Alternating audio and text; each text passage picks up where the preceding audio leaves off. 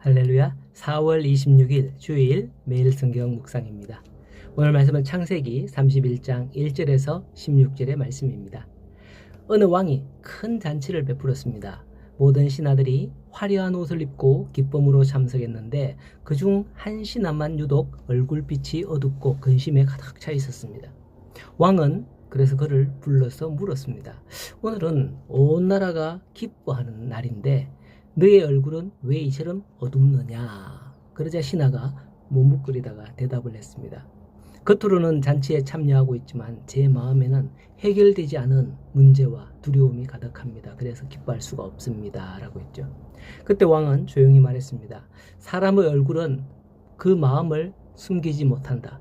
마음이 평안하면 얼굴이 밝아지고 마음이 무거우면 얼굴이 어두워진다. 라고 신하에게 조언했답니다. 이 사람의 얼굴에는 해부학적으로 43개의 안면 근육이 있다고 합니다. 이 좁은 얼굴에 그렇게 많은 근육이 있다니 놀랍지 않습니까? 웃을 때는 근육이 17개가 사용되지만 찡그릴 때는 찡그릴 때는 근육이 40개가 사용된다고 이렇게 통상적으로 해부학적으로 볼 수 있다 그래요. 사람의 대부분 얼굴에 표정이 나타나는데 그것을 바로 이러한 근육이 움직여서 표정을 나타내고 이걸 우리가 겉으로 보는 것을 안색이라고 하죠. 자, 오늘 말씀에 보면 야곱이 라반의 안색을 본 적 자기에 대하여 전과 같이 아니하더라 라고 2절에 기록하며 5절에서도 아내들에게 말합니다. 그대들의 아버지 안색을 본 적 내게 대하여 전과 같이 아니하도다. 야곱이 타지에서 눈치밥을 먹은 지가 벌써 20년이 되어 갑니다. 그러니 척하면 척이잖아요. 1절에 보면 라반의 아들들은 말하기를 야곱이 자기 아버지의 소유를 다 빼앗고 거부가 되었다고 했습니다. 야곱이 거부가 된 마당에 지극히 이기적이었던 라반의 아들들의 입장에서 보면 능히 이런 말도 할 수 있었을 거예요. 그러나 그들의 말은 결코 사실이 아니었습니다. 야곱은 자기의 맡은 바 그 소임을 성실하게 수행하였으며 그의 것이 아니면 결코 취하는 일이 없었고 빼앗기거나 짐승에 물려가거나 하면 자기가 다 물러냈다 이렇게 하지 않습니까? 그렇게 38절의 고백을 합니다. 오히려 속인 쪽은 라반이었어요. 31절을 보면 라반은 야곱에게 주기로 한 품삯을 10번이나 바꿔가면서 어떻게 해서든지 주지 않으려고 어떻게 해서든지 조금 주려고 그렇게 했던 거예요.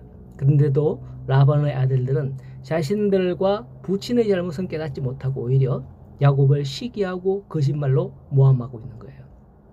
그러나 7절을 보면 하나님이 그를 막으사 야곱을 해치지 못하게 하셨기 때문에 이와 같이 야곱의 품삯을 온전히 막을 수는 없고 야곱이 이제 취할 수 있었던 거죠. 자, 이와 마찬가지로 야곱을 통해 예표하는 하나님의 백성된 성도들 또한 이 세상에서 지금은 타향살이를 하고 있죠. 하나님의 말씀을 따라 정직하고 성실하게 살아갈 때 하나님께서 축복해 주신 것인데 세상은 오히려 시기와 질투와 모함하기에 급급하다라는 거예요. 왜 그렇습니까? 그들이 보기에 우리는 즉 타향인이기 때문이죠. 객지 사람이 우리 동네에 와서 잘 되는 걸 보면 조금은 부러우면서 어떻게 해서든지 쫓아내려고 하는 경우가 요즘 종종 있습니다. 농촌 인심이 참 야박해요, 요즘에. 죄송합니다, 농촌에 사신 분들.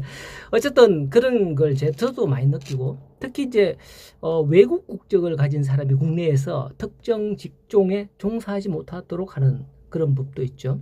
그런 것과 유사한 거죠. 이 일은 한국 사람 할 수 있다. 너는 안 돼. 하는 거죠. 이와 마찬가지로 성도들은 비록 세상에 살아가고 있지만은 하늘의 시민권을 가진 자들로서 이 세상에서는 나그네로 살아갑니다. 반면 세상 사람들은 공중권세를 잡은 사탄의 사람들이기에 그들이 우리를 싫어할 수밖에 없는 거예요. 세상에서 나그네인 성도들이 세상을 살아가면서 잘 된다면 어찌 세상 사람들에게 질투를 당하지 않겠습니까? 이런 때 우리는 어찌 해야 되는 거죠?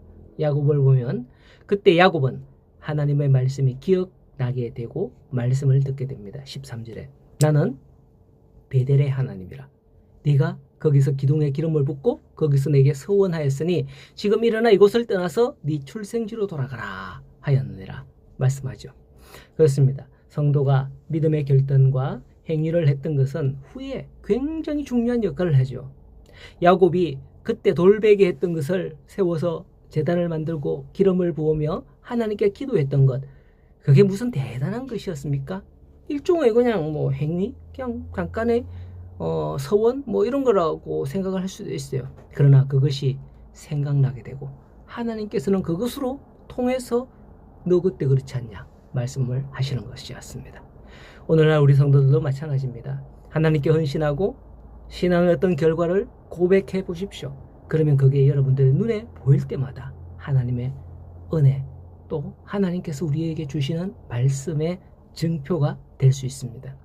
한 예를 들자면 우리 교회가 공사를 할 때 어떤 한 축을 감당했거나 헌물을 했다거나 이런 것을 통해서 그것을 두고 얘기하지만 그게 우리가 낙심될 때 성령께서 주시는 마음이 떠오릅니다. 너 그때 그거 하지 않았냐? 그때 마음으로 돌아가라 하는 등의 생각이 날 거란 말이죠. 저는 고향교회 성도들이 교회를 떠나지 못하고 그렇게 싸우는 이유를 알았습니다. 내가 이 교회에 이것을 했는데 하는 마음이 있으시기 때문에요. 이 벽돌 쌓고 피아노를 강대상을 뭐 이러면서 죽기 살기로 여기는 우리 교회야, 내 교회야, 뭐 이런 마음이었을까 그런 생각이 들었던 것 같아요. 자, 뭐 그렇게 싸우자는 말은 아니고 그렇게 사생결단을 할 수 있었던 것도 그런 것 같이 야곱의 출생지로 돌아가는 것, 그 계기도 바로 그런 것임을 말씀을 드리고자 하는 겁니다. 이를 통해서 자신의 신앙의 전환점이 될 것이고 회복점이 될 거예요. 오늘도 그러한 믿음의 전환점을 쌓으며 나아가는 우리 복된 주일이 되시기를 간절히 소원합니다.